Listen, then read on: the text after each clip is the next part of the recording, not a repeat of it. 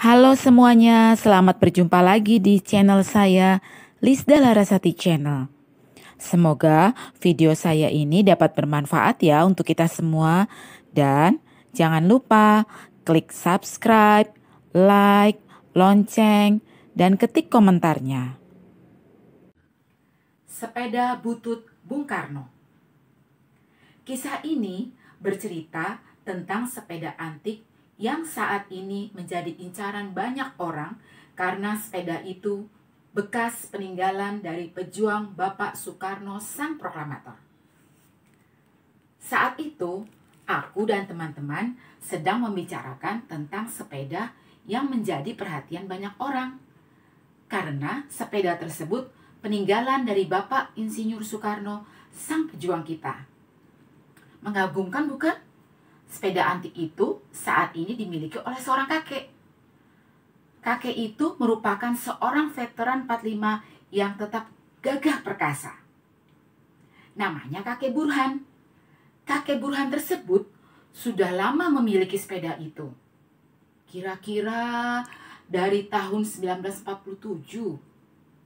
Keadaannya memang seperti itu. Karena sepeda itu sejarah dari para pejuang. Aku kadang heran, bagaimana bisa kakek tua itu memiliki sepeda yang sangat banyak diincar oleh para pemburu barang antik. Hingga suatu ketika, aku berkesempatan untuk ngobrol dengan kakek tersebut. Dan ternyata, kebetulan kakek tersebut tinggal tidak jauh dari rumahku. Pada malam hari, aku dan teman-teman berkunjung ke rumah kakek.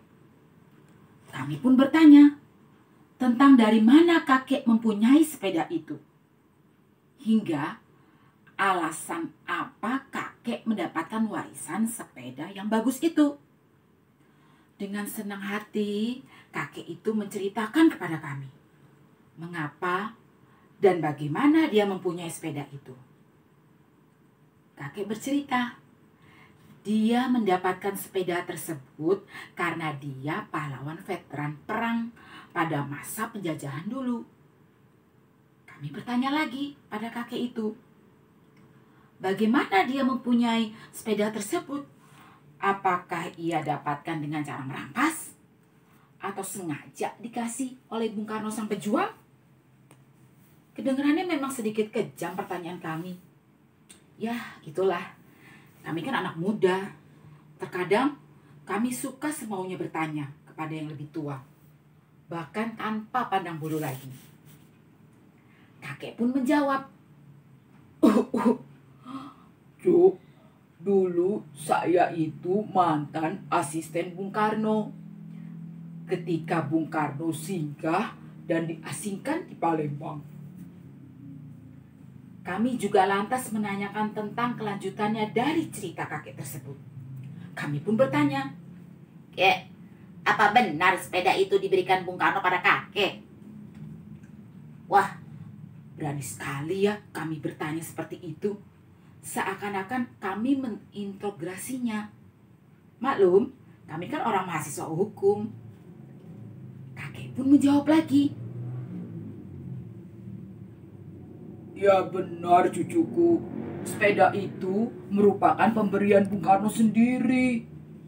Saya juga tidak menyangka mengapa Bung Karno bisa memberikan sepeda kesayangannya kepada saya.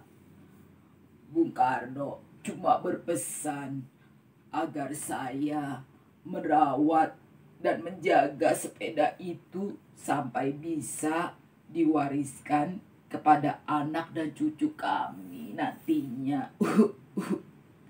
Karena sepeda itu adalah simbol dari perjuangan hingga rakyat dapat melawan penjajah Belanda pada waktu itu, cucuku. Sebenarnya saya tidak percaya dengan ceritanya. Tapi saya percaya dengan pernyataan kakek bahwa sepeda pada saat itu memang simbol dari perjuangan. dan alat rakyat jelata ketika melawan penjajahan Belanda. Karena tidak percaya pada cerita kakek, saya dan teman-teman saling berbisik. Ternyata teman-teman juga tidak percaya pada cerita kakek. Namun, dilihat dari bentuknya, sepeda itu mirip sekali dengan sepeda Bung Karno yang sering kita lihat di gambar-gambar di buku biografi Bung Karno. Kami akhirnya bertanya lagi untuk menegaskan apakah cerita kakek itu benar. Ternyata pernyataan kami dan pertanyaan kami sedikit menyinggung perasaan kakek. Kakekku pun menjawab lagi. Cuk, saya mendapatkan sepeda itu betul-betul dari pemberian Bung Karno. Bila cucu-cucu tidak percaya, bila kalian tidak percaya, saya akan perlihatkan surat-surat kelengkapan dari sepeda itu. Kakek pun bergegas menuju kamarnya untuk mencari surat sepeda tersebut. Dan tidak lama kemudian, kakek keluar lalu menunjukkan surat dari sepeda itu pada kami. Ternyata benar. Dalam surat itu disebutkan tanggal dari serah terima dari sepeda itu kepada kakek dari Bung Karno. Tetapi kami pun masih belum yakin dengan kebenaran isi surat tersebut. Kami masih menduga bahwa kakek itu mungkin bercerita bohong. Selama beberapa menit, kami mengamati surat itu. Kami mencermati bahwa surat itu palsu. Kami tidak melihat tanda tangan Bung Karno di dalam surat itu. Kami mengambil kesimpulan bahwa surat itu dibuat sendiri oleh si kakek. Meskipun kakek tetap menegaskan bahwa surat itu adalah asli. Namun, kami juga tidak mempermasalahkan keaslian surat itu dan kami bergegas pamit kepada kakek. Dalam perjalanan pulang, aku terus memikirkan cerita kakek tadi. Diam-diam, aku berencana akan kembali lagi ke rumah kakek itu untuk mempertanyakan kebenarannya sekali lagi. Belum sempat kembali ke rumah kakek, aku terbangun dari tidurku. Ternyata pengalamanku hanya sebuah mimpi. Betapa kagetnya aku.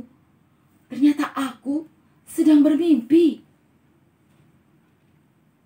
Maaf ya teman-teman, ceritaku ini ternyata hanya sebuah mimpi.